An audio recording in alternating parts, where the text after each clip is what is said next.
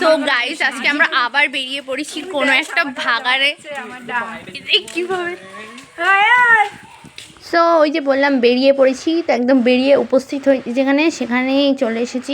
এখানে বসে রয়েছি গাইস, কি বলবো, আমি ঘেমে পুরো অস্থির। যথারীতি আমি আমার ক্যামেরাম্যানকে ফোনটা ধরিয়ে দিয়েছি, কিন্তু আমার ক্যামেরাম্যানটা এত বাজে একটু ভালো করে ক্যাপচার করতে পারে না। আসলে নতুন হাত তো, আস্তে আস্তে শিখে দেবে। ক্যামেরাম্যানটাও তো আমারই, তাই না?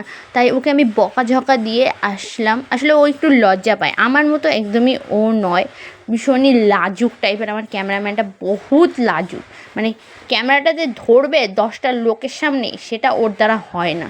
তো এইখানে সুন্দর করে ফোনটা ক্যারি করছিল, কিন্তু দেখবে যখনই লোক আসছে তখনই ও হচ্ছে গিয়ে উল্টোপাল্টা নাড়িয়ে দিচ্ছে, ফোনটাকে নামিয়ে দিচ্ছে। দেখো দেখেছো তো? এর জন্য আমার ভালো লাগে। এর থেকে আমি নিজে হাতে ব্লগিং করলে বেশি ভালো হয়, কিন্তু তোমাদেরকেও তো দেখাতে হবে। তো দেখো, যাই হোক, আমি এসেছি আজকে গুপ্তিপাড়ার রাজবাড়িতে। ভীষণই সুন্দর একটা রাজবাড়ি, যেটা আমার ভীষণ ভালো লেগেছে। কিন্তু আমি আরও একবার যেতে চাই ওখানে। অনেকটা জার্নি করে গেছিলাম গাইজ আমি। আর এখানে দেখতে পাচ্ছ পদে পদে আমি দাঁড়িয়ে ঠাকুর প্রণাম করছি। তো এখানে শ্রী চৈতন্যদেব ছিল, এর আগেরটা কে ছিল আমার তো মনে নেই, বহুত কাল আগে গেছিলাম। তো গাইজ ভিডিওটা দিতে পারি না, সেটা কি আছে, বহুত কাল আগে গেছি। তো এই রাজবাড়িটা ঘুরে আমার সত্যি ভালো লেগেছে। অন্তত বলতে গেলে কালনার 108টা মন্দির আর রাজবাড়ি থেকে এই জায়গাটা আমার বেশি পছন্দ হয়েছে। আর সত্যি এটা ভীষণ সুন্দর, আমার খুব ভালো লেগেছে। আর এখানে পুরোনো দিনের ঐতিহ্যমান হচ্ছে গিয়ে মূর্তি রয়েছিল, কয়েকটা রং করা। তো যাই হোক, এখানে গাইজ আমাকে সবাই দেখছে, আমি ভিডিও করছিলাম। আর আমাদের সাথে যারা এসছে তাদেরকে তোমরা খুঁজছো, তাই তো? ওই দেখো আসছে ঘাড়ে চেপে। কি আর বলবো, দেখো তো গাইজ, কিচ্ছু আমি আর বলতে পারি না, এদেরকে নিয়ে না জ্বালাতন। চলো অন্য জায়গায় যাই। তো যাই হোক, আবার এরকম একটা সুন্দর ব্রিজ, মানে সত্যি খুব সুন্দর বানিয়েছে, কিন্তু যে বানিয়েছে তার খুব বুদ্ধি আছে, মানে সেই সময়কার ইঞ্জিনিয়ার বলতে পারো। সো কবে রাজবাড়িটা হয়েছে, কি হয়েছে, আমি বিস্তারিত কিচ্ছুই জানি না এই বিষয়ে, কিন্তু আমি তোমাদেরকে জানানোটা প্রয়োজন বোধ করি। সো এই মন্দিরগুলো প্রায় 300 বছরের পুরনো, যেটুকুনি আমি শুনেছি আর কি। তো এখানে সবথেকে বেশি বিখ্যাত হচ্ছে এই যে আমি যে মন্দিরটাতে এখন যাচ্ছি, ওটা হচ্ছে রামচন্দ্র মন্দির।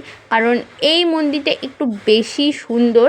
আর এই মন্দিরের গায়ে দেখতে পাচ্ছ কি সুন্দর টেরাকোটা দিয়ে ডিজাইন করা, মানে শুরুর সময় থেকে এখনও অবধি একদম সেম রয়েছে। তো ভীষণ সুন্দর জায়গাটা, আমার তো খুবই ভালো লেগেছে এসে নিয়ে। তো তোমরাও যারা খুব কাছে আছো গুপ্তিপাড়া, তো চলে আসো।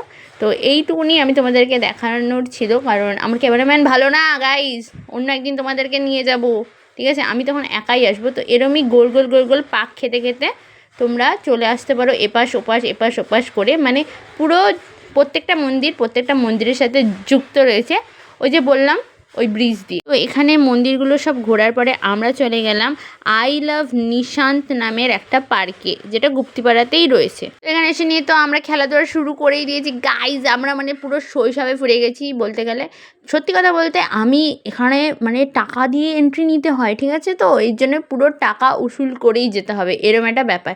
তো আমরা এদিকে সিস খেলছি, তারপর আমরা আবার দোলনাও চড়বো। তারপরে এখানে অনেক ধরনের খেলা রয়েছে, দেখো অনেক কিছু রয়েছে যেটা তোমরা খেলতে পারবে। আর এখানে এই খালি মনটার মতো আমার মনটাও খালি পড়ে রয়েছে গাইস। তো ওখানে একটা বিশ্ব বাংলা মতো রয়েছে ছোট্টখাট্টো। যাই হোক, এই পুকুরটা তো ভরা কিন্তু বকগুলো নকল। ওখানেও আরও খেলার জায়গা ছিল। তো যাই হোক, এরকমভাবে আমি তোমাদেরকে ঘুরিয়ে দিলাম, এই পার্কটাও ছোট্টখাটোর মধ্যেই ছিল। তো আজকের ব্লগটা এইটুকুনি। তো টাটা।